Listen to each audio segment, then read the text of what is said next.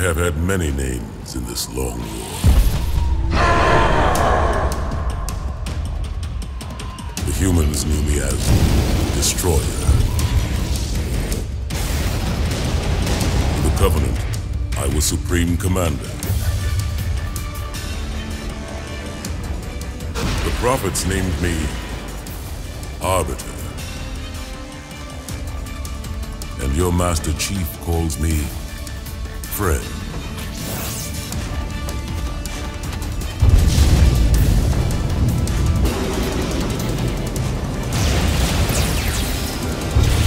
How well do you know your friend, human? And what will you call me when you learn the truth of what I have done?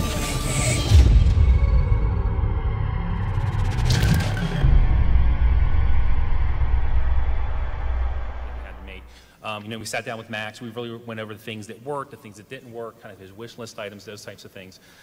Really, the first thing was the hardest decision was what 6 maps. And as you can see, Ascension here made the cut, obviously. So what I'd like to do is just kind of walk through a map a little bit. So first of all, you guys will notice the updated visuals.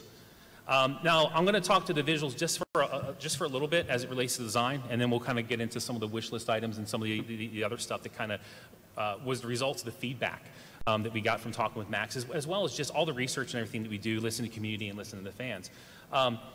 Obviously, with Xbox One, oh, sorry, thank you. With the Xbox One, we're able to do an incredible amount of visual fidelity, but there's a challenge there. We found very quickly early on in the project that we're sitting here, we're making the maps super sexy, we're really pimping them out, but what happens is you start to get a lot of visual noise.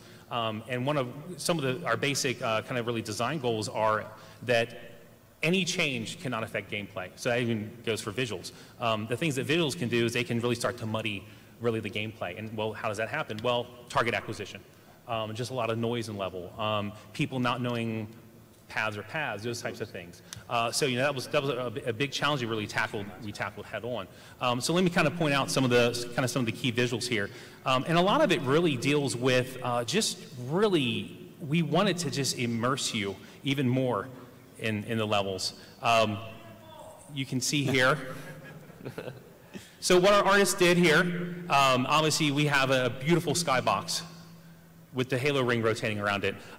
They basically created a Halo ring that's to scale in game. And that's what you're seeing right now. It's pretty fantastic. Can you drop down there and run around? Yeah. So show us, prove it.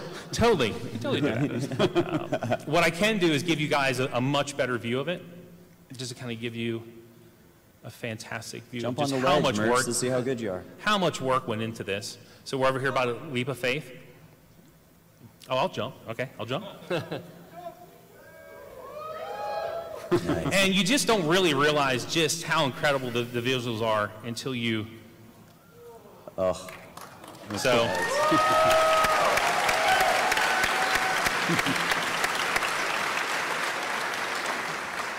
Huge, just hats off to our artists. They've done a fantastic job. So obviously there's a lot of other things you guys can see, and I'll move through this pretty quickly. Just incredibly detailed terrain, natural features. The Forerunner structures are just gorgeous, just absolutely gorgeous. So let's move on to the gameplay stuff a little bit. When we got together and we talked to Max, there were a couple things at a high level that we wanted to do with the maps. There's a lot of skill that's involved. There's a really nice skill gap in Halo 2. And people love to know the trick jumps, to know these different paths, to do this type of stuff. So what we really tried to make sure was that we maintained those. That was really important. We maintained all the skill jumps from the original maps. In addition, we wanted to add more. So all your classic skill jumps and those types of things will be in the map, including some additional skill jumps. Now this is a pretty standard one. And then just really small things, because really the most important thing here is that every single change, no matter how small, has got to add to the gameplay. It has absolutely got to add to the gameplay. Every single thing that we did to the game had to be a home run. Anything that was 50-50, anything that was kind of like, meh, no, cut. Everything had to move the game forward. So just simple things like this. For those of you that are familiar with the sniper rifle platform here, so you could drop down here before, right? Well, what we wanted to do was, for skilled players, they can get up here from another route. So we've seen a lot of really, truly skilled players actually jump up that path, flank their opponent, and it's just fantastic. It's just really subtle things like that have really added a lot to the game.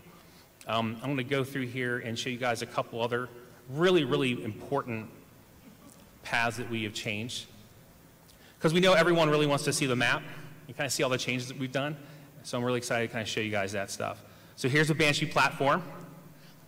Again, fantastic view of the vista. So something that really kind of came out of the feedback with Max when we were talking about the map was the Skybridge does not really get used a lot for obvious reasons. It's really kind of one big circular loop, travel loop. There's not a lot of cover. So, and when you're out there in the middle of the Skybridge, your options are really limited. You can't really bail out very easily. So what we thought we'd do is we thought we'd do a couple really subtle things. So everyone always thought that the connection here was kind of awkward. So what this did is we added some additional space here, we did some modifications, and it just played fantastic. People like the additional space to fight. They like being able to approach the Banshee platform in a different way. And then most importantly, one reason that people really didn't use the Skybridge a lot was they would get sniped from Big Tower, and that's fine. And what's really important about all these changes is that we've got to maintain the original spirit of the map. The original gameplay of the map, the original spirit of the map. The map, Halo 2 in general, and this map in particular, is really about the zone control, about controlling the big tower, about controlling the small tower. So we don't want to take that away from players, but we want to give the other players a chance to counter the people that hold these power positions. So you can see we've added some additional cover while running along here from the big tower.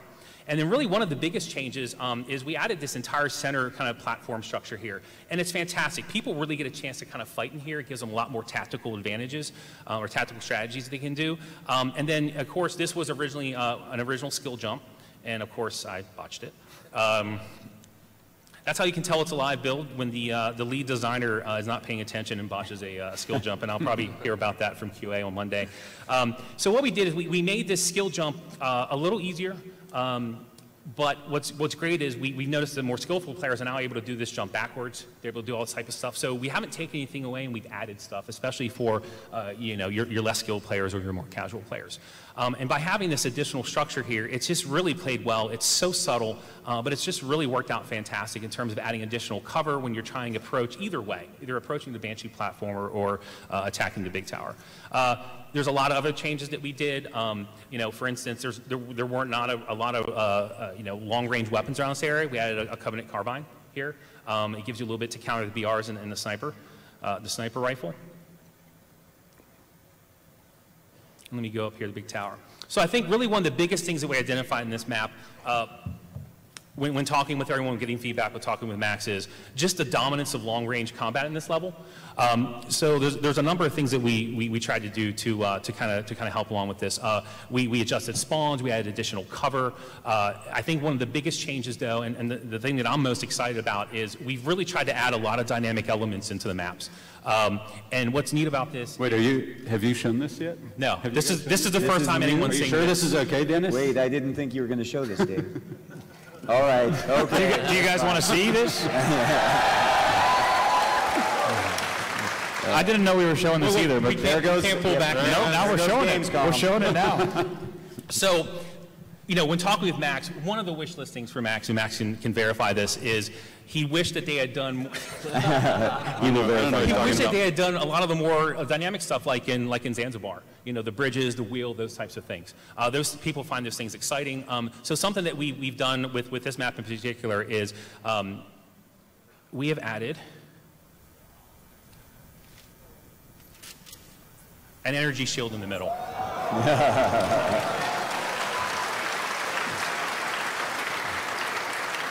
Throw grenade. So not only is it gorgeous, it blocks gunfire, it blocks projectiles, and what's really fantastic about this is, well, when you get into kind of Koth in the middle of this map, it gets insane. I mean, it's like Thunderdome inside there. But what's really important about this is there are three control panels around the map. And when it comes up, players can basically activate this, and they can provide cover in the middle for their teammates, whether they're running around it or whether they're inside of it. And what that really does is it gives players just another really interesting tactical advantage that they can do. And it's just been fantastic to watch people hit the shield and then assault the big tower, assault the small tower. It's just been really, really exciting to see that type of stuff. And this is really, to go at a high level, this is the type of stuff that we're doing across all the maps, even though we haven't announced what the maps are yet. But you can expect to see this type of stuff. Really taking Zanzibar and spreading that throughout, kind of levels. As well as going just above and beyond things like plasma coils and those types of things, really trying to up the interactivity and stuff in the levels. Awesome. Thank you, David. Thank you.